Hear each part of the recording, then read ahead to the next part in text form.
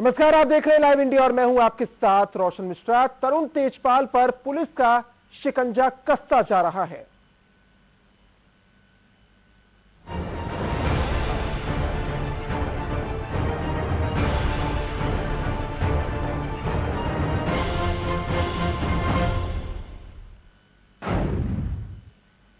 Delhi high court ने तहलका के पूर्व एडिटर इन चीफ तरुण तेजपाल को करारा झटका दिया है। कोर्ट ने तेजपाल की अग्रिम जमानत पर सुनवाई करते हुए उन्हें राहत देने से इंकार कर दिया। तेजपाल ने कोर्ट से अपील की थी कि उन्हें गिरफ्तारी से बचने के लिए सुरक्षा दी जाए, लेकिन कोर्ट ने राहत देने से इंकार करते हुए उनकी याचिका पर अपना फैसला सुरक्षित रख लिया है। दिल्ली हाईकोर्ट अब इस मामले में 29 नवंबर को अपना फैसला सुनाएगा।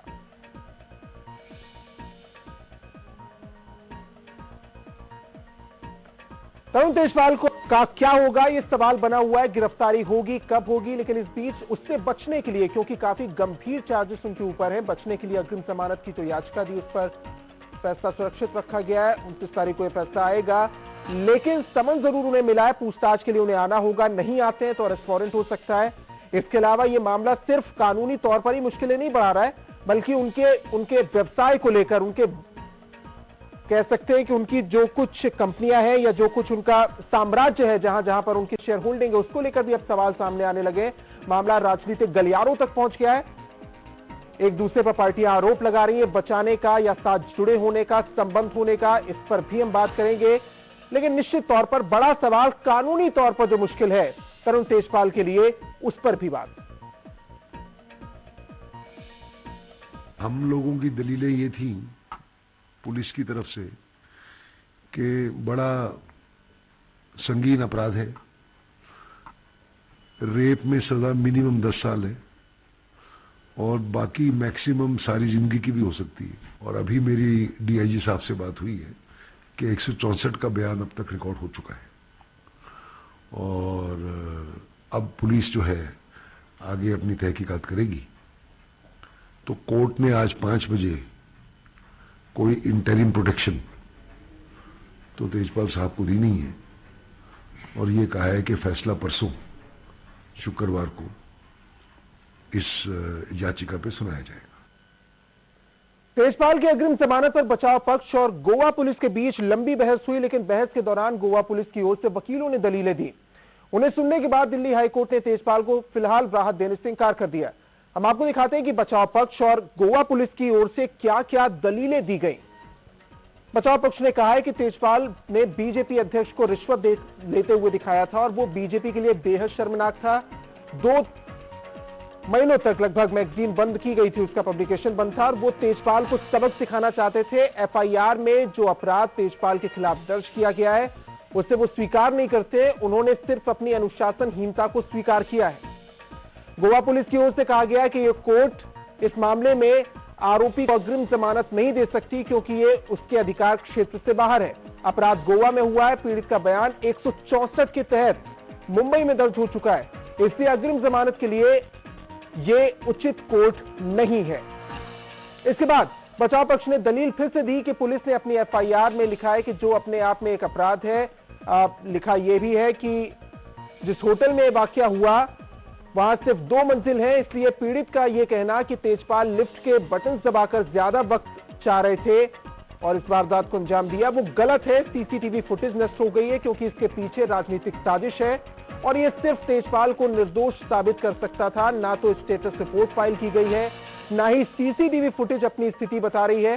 तेजपाल पर धारा 376 भी राजनीतिक इशारे पर लगाई गई है। काफी बड़ा चार्ज उनके ऊपर लगा है और ये राजनीतिक साजिश की वजह से है, राजनीतिक वजह से है, ये बताया गया है। इसके अलावा गोवा पुलिस की ओर से दलील दी गई कि वाकया 7 और 8 नवंबर को हुआ। 2 वाकये हैं, ना कि एक। तेजपाल इसलिए अंडरग्राउंड हो चुके हैं क्योंकि उन्हें जो समन भेजा गया वो मिले नहीं। यह भी एक घृणित और गंभीर अपराध है और यह सब कुछ संस्थान के संस्थापक और एक जूनियर कर्मचारी की हुआ। इस पद का प्रभाव साफ नजर आता है। ये लड़की तेजपाल की बेटी की दोस्त है, तेजपाल बचपन से जानते हैं और ये एक खुला केस है जिसमें एक शख्स ने कबूल किया है कि वो नशे में था, बेकाबू था और उसने गलती की है।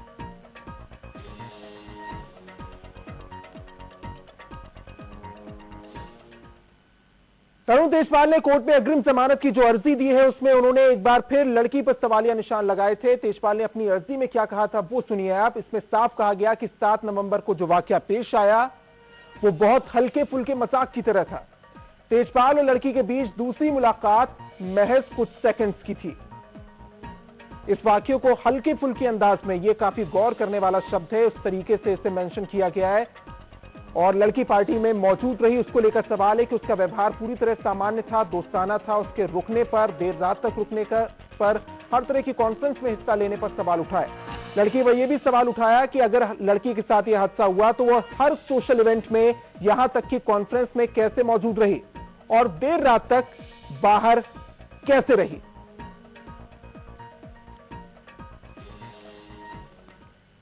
और इसी पर हम बात करेंगे। हमारे साथ खास मेहमान जुड़ गए हैं। उषा मेहरा, रिटायर्ड जज हाई कोर्ट, साथ ही टीना शर्मा सोशल एक्टिविस्ट हैं, और एमके सिंह हमारे साथ हैं, editor in chief live India, साथ ही लाइव इंडिया न्यूज़पेपर के एडिटर प्रदीप सिंह भी हमारे साथ जुड़े हैं। आप सभी का बहुत बहुत स्वागत है। उषा मेहरा जी, पहला सवाल मेरा आपसे है, क्योंकि कानूनी दांवपेच में उलझा और उसके बाद तो कई एंगल इसमें जुड़ चुके हैं, लेकिन जिस तरह के चार्जेस हैं तरुण तेजपाल के ऊपर और जिस तरीके से बचने की उन्होंने कोशिश की और एडमिट किया शुरुआत में, 164 के तहत बयान दर्ज होना, पीड़ित मां का सामने आकर यह कहना, शिकायत लिखाना कि धमकाया जा रहा है कि इस वापस लिया जाए, कितनी मुश्किल में फंस चुके हैं तरुण तेजपाल कानूनी तौर पर? देखिए, लड़की के बयान 164 में आ गए हैं। लड़की ने पुलिस में रिपोर्ट लिखा दी है।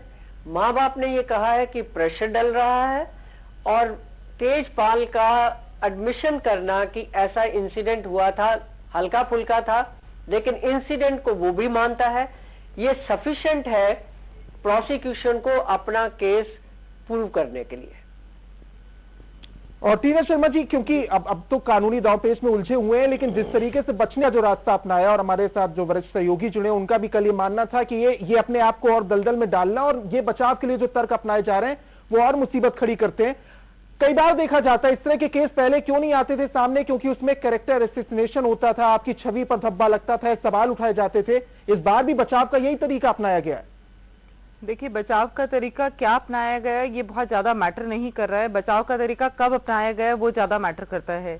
आपने एक अपना खुद ही कबूलिया बयान दिया है, आपने सारे न्यूज़पेपर्स में निकला है, आपकी खुद की मेल है, आपके कंप्यूटर्स जब्त हो चुके हैं, और आपने सब कुछ एडमिट किया है। और आपने एक रिलक्टेंट वर्ड यूज किया है, जो मैं एनके सिंह साहब से भी डिस्कस कर रही थी। रिलक्टेंट आपने लिखा है उसमें कि 7 और 8 तारीख नवंबर को मैंने आपके साथ ये हरकत की और उसके लिए मैं शर्मनाक हूं और मैं अपने पद से हटना चाहता हूं इतने समय के लिए, और मुझे इस चीज का अंदाजा नहीं था कि आप इसको स्वीकार नहीं कर रही हैं या आप इसको अलाउ नहीं कर रही हैं। तो जब एक व्यक्ति, एक अक्यूज्ड, एक व्यक्ति ऐसा बयान देता है तो मुझे ऐसा लगता है कि वो अपना कबूलिया बयान ऑन रिकॉर्ड दे चुके हैं, और उस बयान के बाद आप कुछ भी कहें कि पॉलिटिकल साजिश है, स्टेट ने कॉग्निजेंस लिया, सो मोटो अपने आप करके उसको एफआईआर दर्ज किया, पर इसमें हमें एक बात नहीं भूलनी चाहिए कि जब तक कंप्लेनेंट उस सो मोटो कंप्लेंट को, कंप्लेंट तो कोई भी करा सकता है, एफआईआर कोई भी करा सकता है, पर जब तक कंप्लेनेंट सो मोटो कंप्लेंट को एंडोर्स नहीं करती है तब तक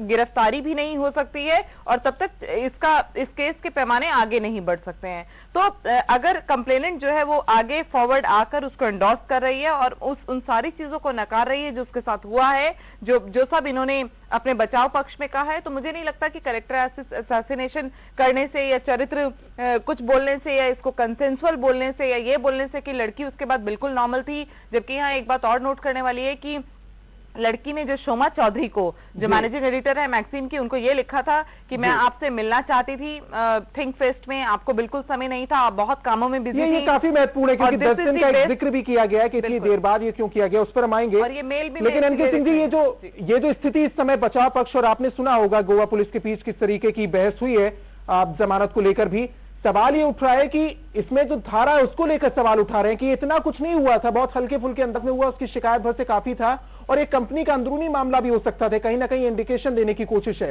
जो चार्जेस लगे हैं बलात्कार के, उसको लेकर सवाल है कि ये तो राजनीतिक वजह से ये चार्ज स्वीकार नहीं करते हैं। एनके सिंह जी। और जी नहीं, देखिए इसमें एक दो बातें हैं। इसका दो कंपोनेंट है, एक है क्रिमिनल कंपोनेंट और एक है मॉरल कंपोनेंट। जी, क्रिमिनल कंपोनेंट में बड़ा सिंपल सा है कि इसमें जो प्रेजेंट लॉ है उसको समझना जरूरी है, और उस लॉ के तहत ये पूरी तरह से कल्पेबिलिटी इनकी साफ साफ दिखाई दे रही है और वो इस्टेब्लिश हो रही है, उनके अपने एडमिशन से इस्टेब्लिश हो रही है। इसमें कोई बहुत ज्यादा आपको साइंस लगाने की जरूरत नहीं है। जो मेल उन्होंने किया है उसमें रिलक्टेंस वर्ड यूज किया है, जो अभी टीना जी ने बताया। रिलक्टेंस का मतलब है कि आप रिलक्टेंट थी, फिर भी हमने ये किया, वो मेरा एरर ऑफ जजमेंट था। तो एरर ऑफ जजमेंट में आप कई बार होता है किसी को गोली मार देते हैं तो सजा होती है, बड़ी सिंपल सी बात है। एरर ऑफ जजमेंट कह के आप कानून से नहीं बच सकते। दूसरा इसका पार्ट है कि एरर ऑफ जजमेंट के बाद मॉरली आपने ये क्या किया। तो मॉरली अगर आप देखेंगे तो एक एडिटर जो कि एक स्थापित पत्रिका का एडिटर है, अगर वो ये कर रहा है तो ऑब्वियस है कि उसके ऊपर जो कल्पेबिलिटी होती है जनता की नजरों में बढ़ जाती है। और उस पे जब तहलका में, ये सही है कि तहलका को डिफेंड करना चाहिए क्योंकि तहलका के एडिटर का ही इन्वॉल्व है, तो मॉरली डिफेंड करना चाहिए। लेकिन वो जो किया सोमा चौधरी ने वो बड़ा भोंडा सा डिफेंस था। उन्होंने ये कहा कि साहब 6 महीने के लिए इन्होंने नैतिक जिम्मेदारी लेते हुए और ये माना कि गलती हुई है, ये कह के 6 महीने के लिए हट रहे। गोया 6 महीने के बाद अगर आएंगे तो वो गांधी हो जाएंगे, गोया 6 महीने बाद आएंगे तो वो संत हो जाएंगे। ये तो कोई, और आपने देखा कि 24 घंटे के अंदर यही व्यक्ति पलटता है और ये आरोप लगा देता है सीधा सीधा उस लड़की पे। पर एक इम्पॉर्टेंट बात मैं यहाँ पर कोट करना चाहूंगी, सॉरी। देखिए, सोमा चौधरी जो विशाखा गाइडलाइंस है वो 1997 में सुप्रीम कोर्ट ने उसकी जो भूमिका है जो सुप्रीम कोर्ट ने बनाई है, उसमें आपको ये समझने की जरूरत है कि सोमा चौधरी जो मैनेजिंग एडिटर हैं, कंपनी की नौकर हैं। आप ये मान के, मैं इस तरह से समझाना चाहूंगी, वो कंपनी की नौकर है। उनकी लायबिलिटी जितनी कंपनी के मालिक की तरफ यानी कि तेजपाल की तरफ बनती है, उतने ही कंपनी के स्टाफ की तरफ बनती है। तो अगर कोई मैटर ऐसा उन रिपोर्ट होता है तो आप ये समझ लीजिए, मैं यहाँ पर जो समझाना चाह रही हूँ, आप ये समझिए कि विशाखा गाइडलाइंस कानूनी गाइडलाइंस हैं जिनको अगर आप उस कमेटी को नहीं बिठाती हैं तो आप कानून को अपने हाथ में ले रही हैं। तो किसी तरह सोमा चौधरी ने इस मेल के आदान प्रदान में, जो मेल इनकी तरफ से गई, लड़की की तरफ से गई, विक्टिम की तरफ से गई और जो एक्यूज की तरफ से आई, उसके बीच में उन्होंने पूरा खेल खेलने की कोशिश की और कंपनी की इमेज का हवाला देते हुए लड़की को ये मनाने की कोशिश की कि आप कई बार बयान बदलना या बचाव के लिए जो रास्ता अपनाया गया उसको लेकर निश्चित तौर पर कंप्लीट करना चाहूंगी प्लीज, क्योंकि बहुत इंपॉर्टेंट पॉइंट है ये। मुझे लगता है कि इस पे सोमा चौधरी को इस ऑफेंस में साथ देने के चार्जेस में बंद भी किया जा सकता है, उस पर एक्शन भी हो सकता है, क्योंकि आपने सुप्रीम कोर्ट की गाइडलाइंस, क्योंकि वो अपने आप में एक बहुत बड़ा कानून है कि विशाखा गाइडलाइंस, तो आपने उसको अपने हाथ में लिया और जब मीडिया ने इस बात को उठाया, जब ये मेल लीक हुई, उसके बाद आपने उस कमेटी को बिठाया। तो ये जो एक बहुत बड़ा लैप्स रहा है, मुझे लगता है कि सोमा चौधरी को बहुत भारी पड़ेगा और तहलका की इमेज जो भी उन्होंने बचाने की कोशिश की, जिस तरीके से भी बचाने की कोशिश की, वो बची नहीं, खराब ज्यादा हुई। ये जो इमेज बचाने को लेकर भी या इंडिविजुअल को किसी बचाने को लेकर भी सवाल तो इसको लेकर भी उठ रहे हैं, और आपने जो रास्ता अपनाना चाहिए जिससे फाइट करने के लिए आप संस्थान को बताते हैं, आप जाने पहचाने जाते हैं, उससे आप कोसों दूर हैं। आपके ऊपर वो आरोप लग रहा है तो आप किस तरीके से बच निकलने का रास्ता ढूंढ रहे हैं, बात बिल्कुल सही और इस पर कार्रवाई की मांग उठी भी है। लेकिन प्रदीप जी, जो पहला स्टेटमेंट है, यानी कि जो मेल आपके ऊपर आरोप के तहत लगी, आपने उसका जवाब दिया और ये सोचते हुए कि शायद ये मामला इतना बड़ा नहीं है, आप सफाई देंगे, आप माफी मांगेंगे और आप बच जाएंगे। आज ये एक प्रमुख एविडेंस के तौर पर है, जो कि मनोहर पर्रिकर भी अपने बयान में कह रहे थे कि वो मेल में जिक्र है, आपने एडमिट किया है। तो ये एडमिशन और बाद में पलट जाना, क्या वो पुरानी मेल जिसमें आपने इस बात को माना है कि आपने किया है और कितना गंभीर आरोप आपके ऊपर लग रहा है उसे आप स्वीकार कर रहे हैं, ये पुरानी मेल थी? आपको लगता है कि ये मुश्किल खड़ी करेगी तेजपाल के लिए और कितना बड़ा आधार होगा उनके खिलाफ? रोशन, आप अगर देखिए इस घटनाक्रम को, जिस दिन से शुरू हुआ है ये बात पब्लिक डोमेन में आई है, तब से तरुण तेजपाल एक के बाद एक गलती ऐसी कर रहे हैं जिससे वो खुद फंसते जा रहे हैं। आपने ठीक जिक्र किया कि जो उन्होंने ईमेल भेजा था उसमें एक तरह से उन्होंने अपने अपराध को स्वीकार किया था। उसके बाद उनके पास उससे पलटने का कोई रास्ता नहीं था, जो अब वो करना चाहते हैं।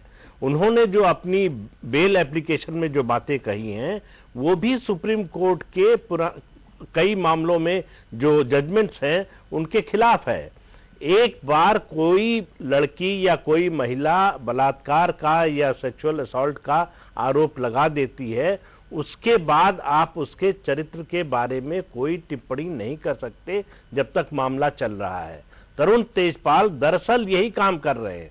उन्होंने अपनी बेल एप्लीकेशन में उस लड़की का चरित्र हनन करने की कोशिश की है, बिल्कुल, जो एक नया अपराध है। बिल्कुल। तो वो एक के आप बचने की कोशिश में और दलदल में धंसते जा रहे हैं। वो उनकी सारी कोशिश ये है कि इस सारे मामले को किसी तरह से राजनीतिक रंग दे दो, इसको कांग्रेस बनाम बीजेपी बना दे, तो मेरी शायद मेरे लिए बचत का रास्ता निकल जाए, मेरी मुश्किल शायद कम हो जाए। लेकिन ऐसा होने वाला नहीं। कानून अपने तरह से काम करता है। उनके राजनीतिक बयान देने से या राजनीतिक नेताओं के इसमें कूदने से कानून का रास्ता नहीं बदलने वाला है। और आमतौर पर देखा जाता है इस तरह के आरोप जब लगते हैं तो राजनीति जो हो भी रही होती है, राजनेता भी, पार्टियां भी अपने आप को किनारे कर लेती हैं। लेकिन ये इस पर जो राजनीति हो रही है इस पर भी हम बात करेंगे, क्योंकि आरोप बहुत वरिष्ठ नेता एक दूसरे पर लगा रहे हैं, पार्टी पर लगा रहे हैं। बात इस पर भी होगी। और साथ ही गोवा पुलिस का यह कहना, क्योंकि अग्रिम जमानत को लेकर तरुण तेजपाल की नजर कोर्ट पर है, लेकिन उनका यह कहना कि आपके अधिकार क्षेत्र में नहीं है, मामला कहीं और हुआ है, बयान कहीं और दर्ज हुआ है। उषा मेहरा जी से जानेंगे इसको लेकर ये कितनी वाजिब वजह है। लेकिन एक छोटे से ब्रेक के लिए रुकना है। खास मेहमान हमारे साथ जुड़े हैं, बहुत जल्द लौटते हैं। आप देखते रहिए live India.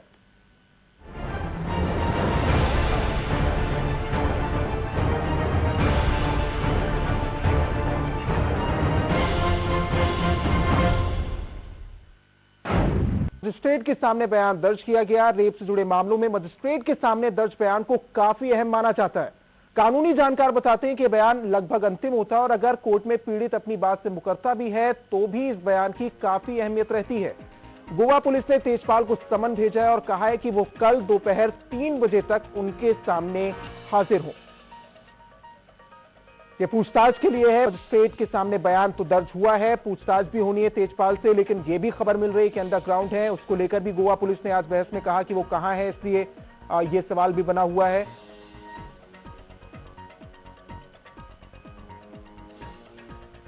Statement of the victim under section 164 is being recorded in the local court here, that the investigating officer is summoning the accused in this case to appear before the investigating officer tomorrow. Delhi high court ने तेजपाल की अग्रिम जमानत पर 29 तारीख को फैसला होगा, यानी कि यह तो तय है कि तेजपाल की गिरफ्तारी हो सकती है। गोवा पुलिस ने भी तेजपाल को समन भेजा है और कहा है कि कल दोपहर 3 बजे तक हाजिर हो। अगर तेजपाल गिरफ्तार हो जाते हैं और उन्हें कोर्ट इस मामले में दोषी ठहराता है तो उन्हें 10 साल तक की सजा हो सकती है। लफ्जों का मीन मेक निकाल रहे थे एफआईआर से।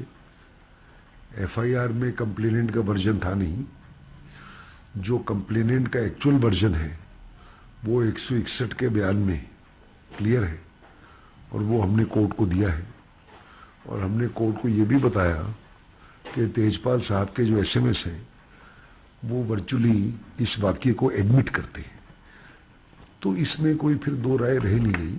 ऑब्वियसली पुलिस चाहे तो अरेस्ट कर सकती है, बड़ा संगीन जुर्म है 376 और अगर कोई प्रोटेक्शन नहीं है तो पुलिस को अख्तियार है कि अरेस्ट करे या ना अरेस्ट करे।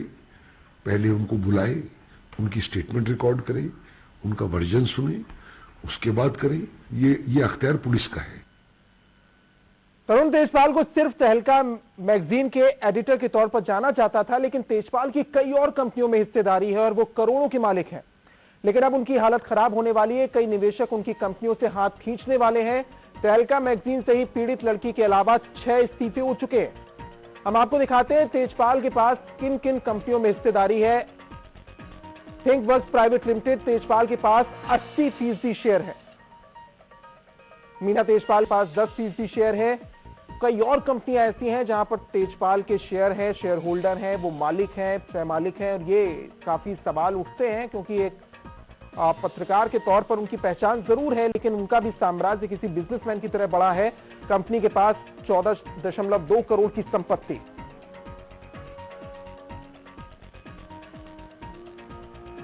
अमर Raman India private limited, Tejpal के पास 70% शेयर है। कुछ कम शेयर नहीं है, 70% शेयर होल्डर अमर रमन इंडिया प्राइवेट लिमिटेड में। AOD lodges private limited, Tejpal के पास करीब आधे 50% शेयर है।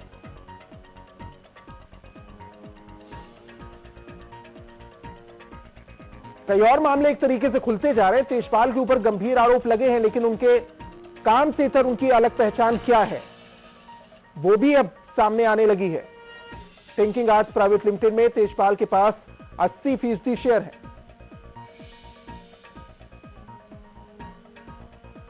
तहलका.com प्राइवेट लिमिटेड तेजपाल के पास 1.99% शेयर।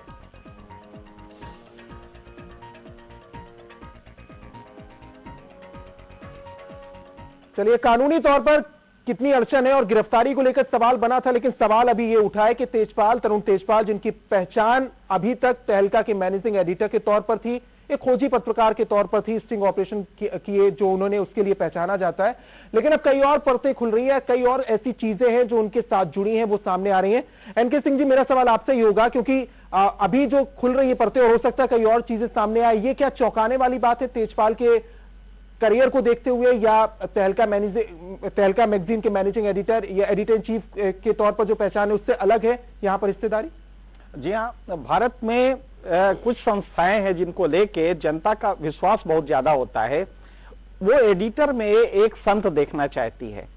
आमतौर पे मिलता नहीं है, मॉडर्न युग में तो बिल्कुल नहीं मिलता है। एक जमाने में जब आजादी का टाइम था तब मिला करता था, लेकिन जनता का जो ट्रस्ट है अभी भी इस इंस्टीट्यूशन में काफी कुछ है जो कि पॉलिटिकल क्लास में नहीं है, अन्य लोगों में नहीं है।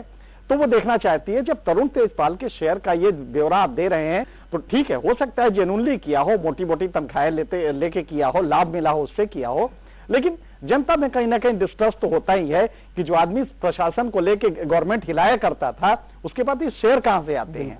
तो ये एक डिस्ट्रस्ट तो ही है। यहां पे मैं एक जमानत के बारे में बता दूं। तरुण तेजपाल की कोशिश ये रहेगी, कल 3 बजे तक जमानत पेशी होनी है वहां पे गोवा में। 3 बजे तक अगर हो जाते हैं तो उनको अरेस्ट लगभग हो सकते हैं, ये डर बना हुआ है। और अगर अरेस्ट हो जाते हैं तो एंटीसिपेटरी बेल का जो एप्लीकेशन है वो इनफ्रक्चुअस हो जाएगा। कोर्ट उसमें कोई फैसला नहीं देगी क्योंकि ऑलरेडी अरेस्ट हो चुके हैं, और ये एंटीसिपेटरी बेल है जो कि अरेस्ट से पहले होती है, तो इनफ्रक्चुअस हो जाएगी। तो ये चाहेंगे कि हम फरार रहें अगले 24 घंटे और कोर्ट का वर्जन सुन ले, कोर्ट का डिसीजन सुन ले, तभी आगे बढ़ें। क्योंकि वो चाहे किसी तरह से 29 के शाम 4 बजे तक ये अपने को किस तरह बचा ले जाए। उधर गोवा पुलिस की समस्या यह है कि वो किसी तरह चाहेगी कि 3 बजे तक अगर हाजिर नहीं होते हैं तो जहां कहीं भी हो वहीं पे अरेस्ट कर ले। ये कोशिश गोवा पुलिस की होगी। ये पेच इसमें फंसा हुआ है। ये काफी महत्वपूर्ण बात है। इनके जस्टिस उषा से मैं एक जानकारी लेना चाहूंगा। जस्टिस, मेरा ये हम लोग के लिए फख्र की बात है, भारतीय समाज के लिए, कि आप जैसी महिला जज के पोस्ट पे रही हैं और पूरी जिंदगी इसके लिए काम करती रही हैं। मेरा एक प्रॉब्लम ये है जो कि हम अपने व्यूअर्स को बताना चाहेंगे।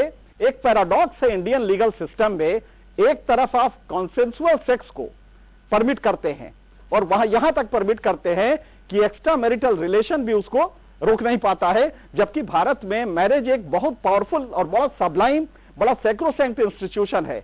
विवाह कोई साधारण इंस्टीट्यूशन नहीं है और वो जन्म जन्मांतर का संबंध माना जाता है। ऐसे में जब एक्स्ट्रा लीगल मैरिज रिलेशंस होते हैं और उसको कानून वैलिड कराता है, इसलिए कि यूरोपियन मॉडल ये वो इफेक्ट होता है इन सब रिलेशन से। तो एक तरफ कॉन्सेंसुअल रिलेशन है और दूसरी तरफ आप जो नया कानून लाए हैं उसमें अगर देर तक आपने देख भी दिया तो वो 354 के अंडर में आ जाएगा। ये दूसरा पक्ष है इसका। और यहां तक है कि अगर उसने मना कर दिया और आप सिर्फ पर्सनल, जो वर्ड यूज हुआ है कानून में वो है पर्सनल इंटरेक्शन, आप सीख कर रहे हैं और वो लड़की डिनाई करती है, इतने पे भी ये माना जाएगा कि नहीं साहब आपने वायलेट किया है 354 को और आपको जेल हो जाएगी। तो मुझे याद आता है एक गाना, एक जमाने में आपने भी सुना होगा, बागों में बहार है, कलियों पे निखार है, तुमको मुझसे प्यार है, और वो कहती है ना ना ना ना ना ना। तो अगर इस कानून के आज के रहते अगर वो नाना कर दिया तो आप जेल में हो जाएंगे। तो आप जरा सोचिए कि एक तरफ कॉन्सेंसुअल सेक्स इलीगल नहीं है और दूसरी तरफ आप इसको इतना स्ट्रिंजेंट बना रहे हैं कि अगर बागों में बहार है बेचारा कह रहा है तो वो जेल चला जाएगा अगर नाना ना कह दिया तो लगता नहीं है कि पैराडॉक्स इंडियन लीगल सिस्टम में है। देखिए, इसमें कोई पैराडॉक्स नहीं है। अगर एक्स्ट्रा मैरिटल रिलेशन है तो पनिशमेंट है। अगर बीवी उसके खिलाफ कंप्लेंट करती है तो ये पनिशेबल ऑफेंस है। सिमिलरली अगर कंसेंट से 2 अडल्ट आदमी अपनी सेक्सुअल रिलेशन मेंटेन कर रहे हैं तो इसमें कोई पनिशमेंट नहीं है। लेकिन उसके लिए अक्यूज्ड को ये प्रूव करना पड़ेगा कि ये सब कुछ कंसेंट से हुआ था। तो इसलिए इसमें कोई पैराडॉक्स नहीं है। नहीं, मतलब आप जरा सोचिए कि बीबी आपके भारतीय समाज में कितनी दूर तक जा पाती है, इन चीजों को जाने, कंप्लेंट तक पाए, मतलब इतनी फोर्थ राइट हो कि वो डेयर करे और जाके कंप्लेंट करे। तो आपको लग नहीं रहा है कि कहीं ना कहीं इसको और sorry my saying, Hindu marriage sacred मानी जाती थी, लेकिन आज जो हिंदू मैरिज एक्ट में डिवोर्स आ गया है, जो कि ब्रेकडाउन ऑफ मैरिज भी हो गया है, डिवोर्स का कारण बन गया है और मैरिज डिवोर्स इजी कर दिया गया है, तो इसमें सेक्रेट चीज क्या रह गई? नहीं, वही मैं कह रहा हूँ कि भारतीय सुप्रीम कोर्ट ने लिव इन रिलेशन को भी मान लिया। इंडियन सिस्टम को ये सूट नहीं करता, जहां मैरिज आज भी एक सैक्रोसेंट फंक्शन रहा हो, ये इंस्टीट्यूशन बड़ा सबलाइन माना जाता हो, वहां पे आपको लगता नहीं कि नहीं ये कहीं ना कहीं यूरोपियन मॉडल लेके हमने गलती की है? चलिए देखिए, कुछ ऐसे ऑर्थोडॉक्स सिस्टम चले आ रहे हैं हमारे यहाँ जिनको बदलना बहुत जरूरी था। एक हस्बैंड वाइफ की आपस में नहीं बन रही, उनके थॉट्स डिफरेंट हैं, उनका रहना सहना डिफरेंट है, वो आपस में मिलजुल के रह नहीं सकते। तो ऐसे हाथ में मैरिज को सैक्रोसेंट कह के उनका डिवोर्स ना हो, ये भी बड़ी मुश्किल बात है। फैमिली लाइफ खराब हो रही है, बच्चों की लाइफ खराब हो रही है, इससे बेहतर है कि वो अलग अलग हो जाए। बिल्कुल, पूर्ण सवाल उठाया। माफ कीजिएगा, आपको बीच में रोक रहा हूं, यहाँ वक्त की मजबूरी है, ब्रेक के लिए रुकना होगा। इसी चर्चा पर हम लौटेंगे, इसी एंगल पर लौटेंगे एक छोटे से ब्रेक के बाद। बहुत जल्द लौटते हैं, आप देखते रहिए लाइव इंडिया।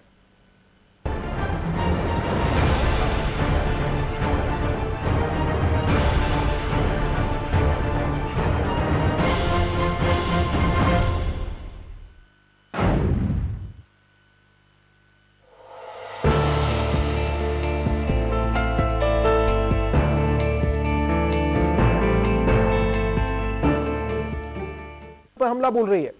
सुषमा स्वराज का नाम लिए बगैर सिब्बल पर आरोप लगाया है कि वो तेजपाल को बचा रहे हैं और बीजेपी के आरोपों पर पलटवार सिब्बल ने किया और कहा कि ना तो वो तेजपाल के मामा है और ना ही वो तेजपाल की मदद कर रहे हैं।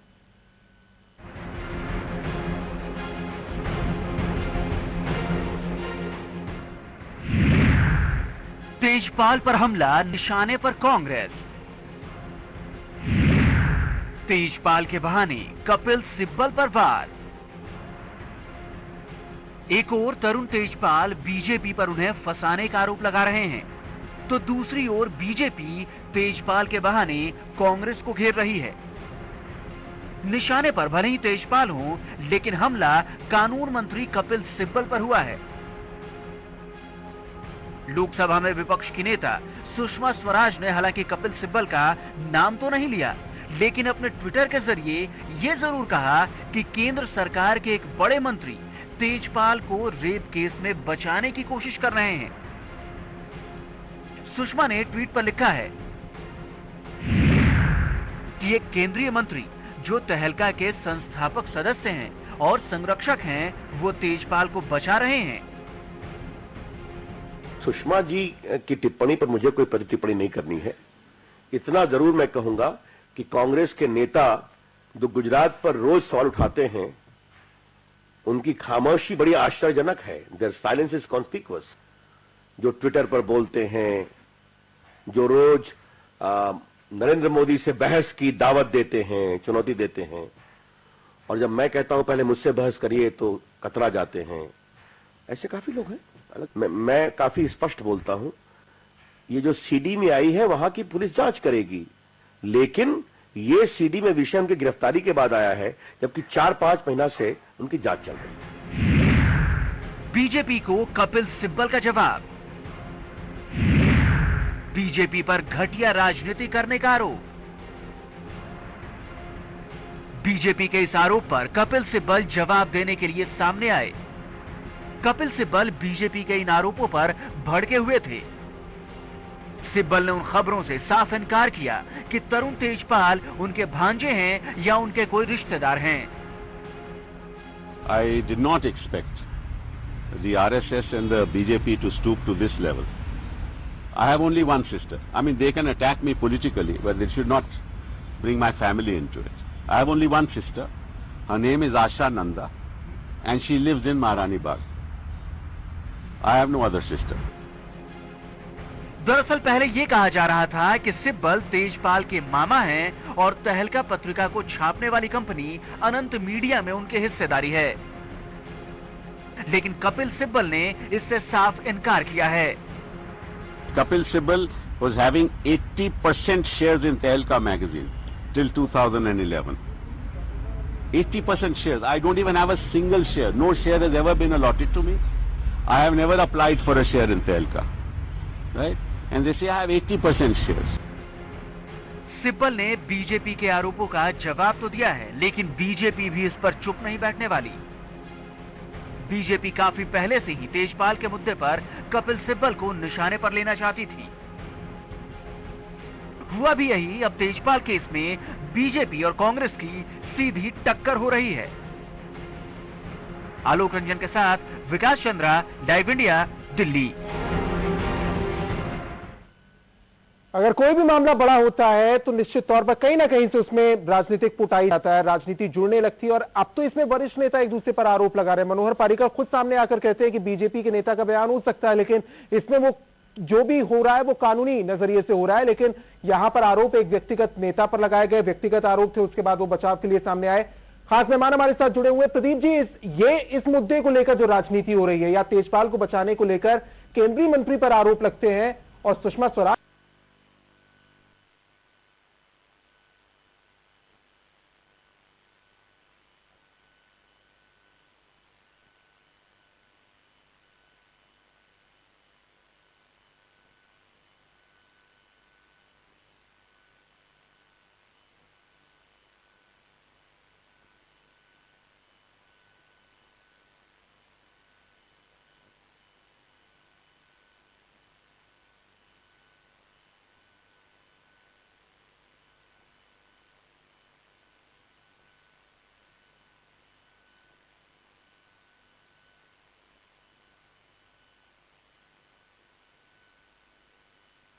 कोई संकोच नहीं करता किसी के कपड़े उतारने में। वही काम हो रहा है।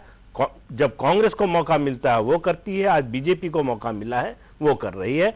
और लेकिन इस मामले से राजनीति का जो एक तरह से, मैं तो कहूंगा इस समय जिस तरह से बयानबाजी हो रही है, प्रहसन चल रहा है, उससे कानूनी मामले का कोई लेना देना नहीं है।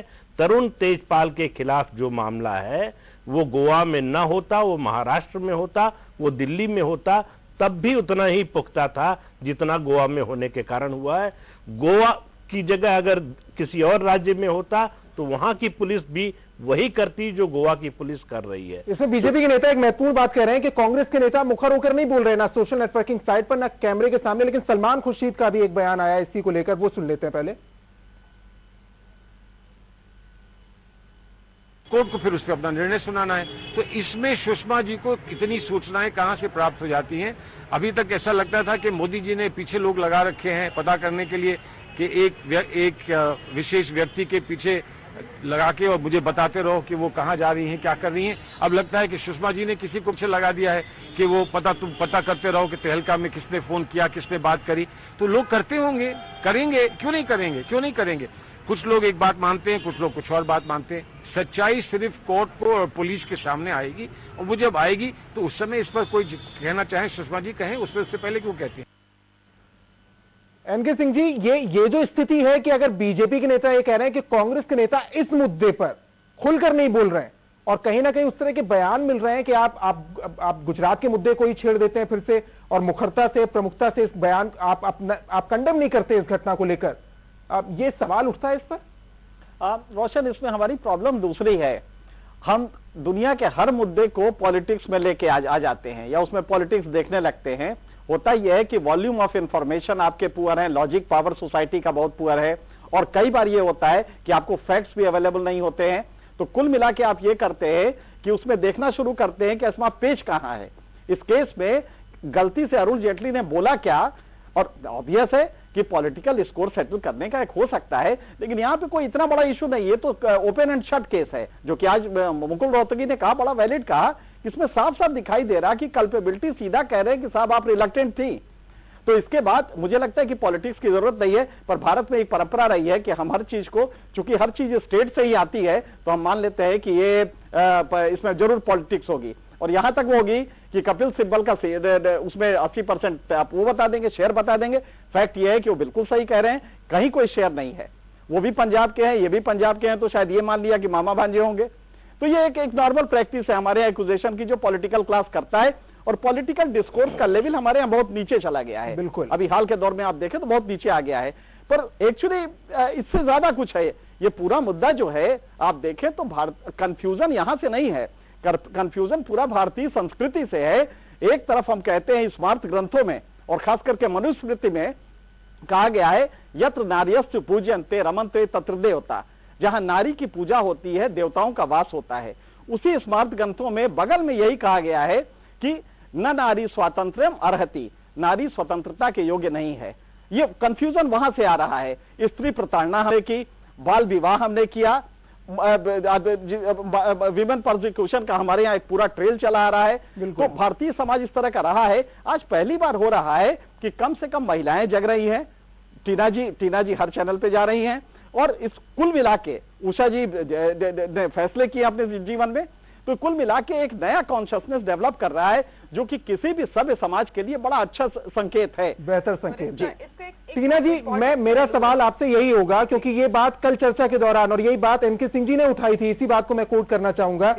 बदलते समय में और मेट्रो सिटीज में आप अगर कदमताल करने की हिम्मत रखते हैं और आप ये सोच दिखाते हैं कि है ये वो सोच, आप विदेशों से और बड़ी शक्तियों से आप कदमताल कर रहे हैं उनकी लाइफस्टाइल में, और अगर कुछ गलत होता है तो आप सीधे सवाल उठा देते हैं कि ऐसा हुआ था क्योंकि आप ऐसे हैं, आप पहनावे पर या आप देर रात बाहर रहने पर सवाल उठा देते हैं, ये दोहरा मापदंड नहीं है?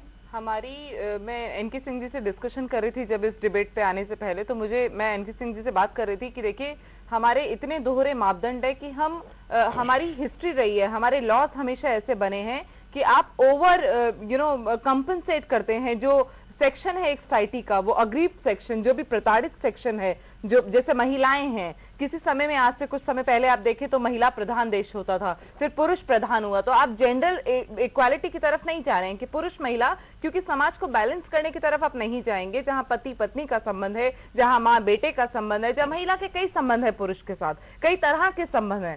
तो मैं जो इसमें एक बहुत अच्छी बात मुझे लगता है कि लोगों को समझ में भी आनी चाहिए और हमें भी समझनी चाहिए कि आप एक पोर्शन को उठाते हैं अग्रीव्ड को, जैसे निर्भया के लिए हमने कहा कि बिल्कुल केमिकल कैस्ट्रेशन हो जाना चाहिए, फांसी पे लटका देना चाहिए, कैपिटल पनिशमेंट हो जानी चाहिए।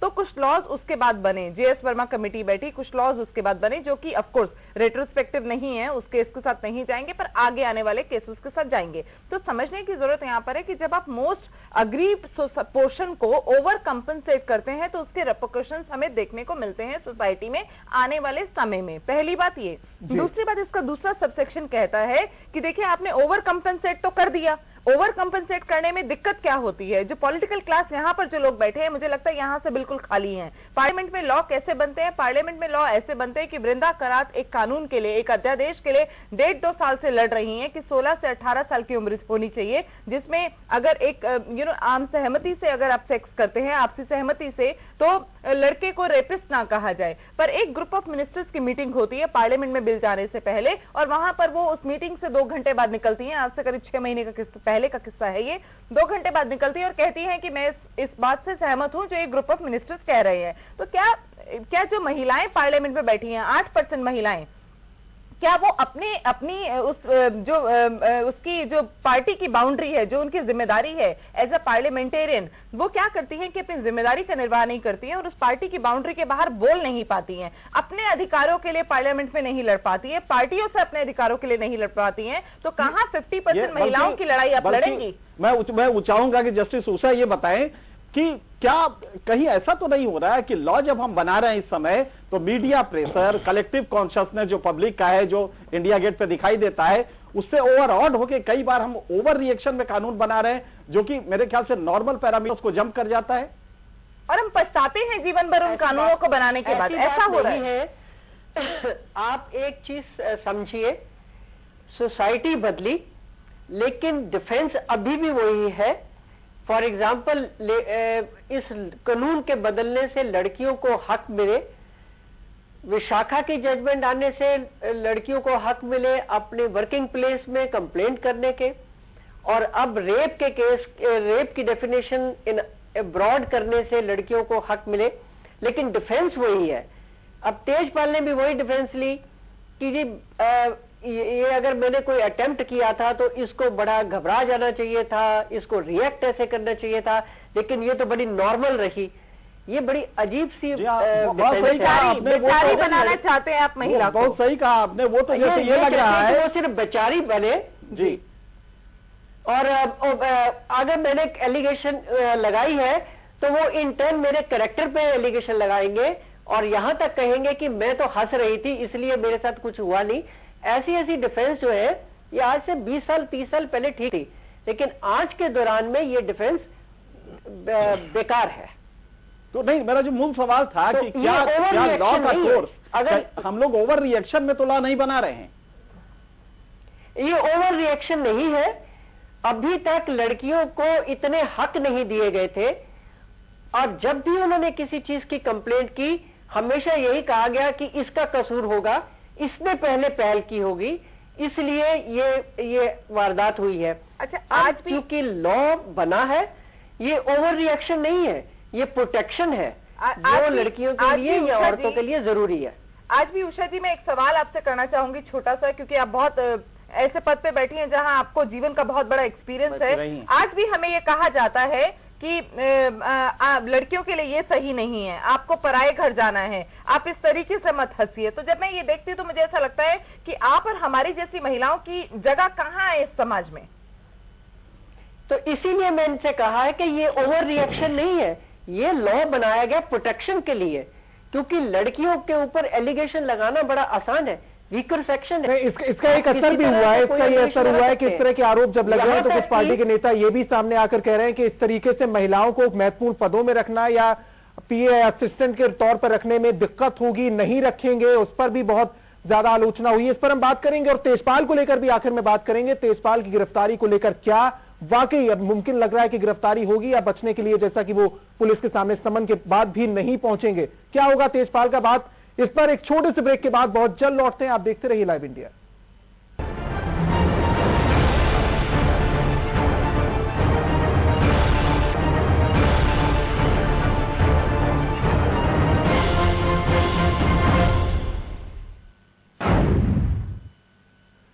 तेजपाल पर यौन उत्पीड़न के आरोप लगाने वाली लड़की के कानूनी सलाहकार श्याम केसवानी ने कहा है कि 3-4 दिन पहले पीड़ित लड़की ने जानकारी दी, मैंने पीड़ित लड़की को कानूनी सलाह दी है। लड़की बेहद बहादुर है और अब तेजपाल के बचने के रास्ते बहुत कम है। श्याम केसवानी से बात की लाइव इंडिया संवाददाता अंजनी पांडे ने, वो आपको दिखाते हैं। तहलका की महिला जर्नलिस्ट जिसने अपने ही एडिटर इन चीफ तरूण तेजपाल के ऊपर आरोप लगाया है कि उन्होंने गोवा के एक होटल में लिफ्ट में उस महिला के साथ छेड़छाड़ की। दरअसल वो महिला मुंबई की रहने वाली है, मुंबई में जर्नलिज्म करती हैं, और वो मुंबई में पूरी घटना के बाद जो वरिष्ठ वकील हैं श्याम केसवानी साहब से उन्होंने राय लिया। सर, क्या आपने राय दिया? महिला कब आपके पास आई इस पूरे मामले को लेके?